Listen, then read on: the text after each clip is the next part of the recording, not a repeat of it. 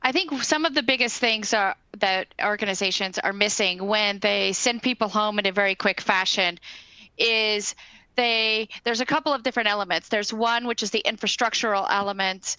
At work, they make sure that the employee has a good working environment, that they have the proper ergonomics set up, and when they move home, they don't necessarily have that same setup. They're working from their couch, they're working from the kitchen, maybe at the counter. And so, some things that they may need to go back and take a look at as the organizations move employees home is the ergonomic situation. Because one of the artifacts that we're finding as people are working remotely is they're working more hours. And so, that physical stress of working in a maybe uncomfortable position for a very long time, that's something they need to take a look at.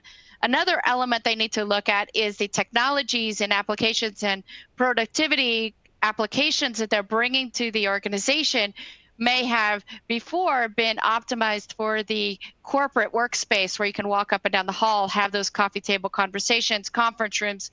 But how do you have that same kind of engagement at home? So organizations really need to take a look at the applications and services they're using for collaboration and engaging of employees and employee productivity. One thing that we didn't think through in the beginning was process. So again, as Suzanne said, you're sending people out into kind of their own space.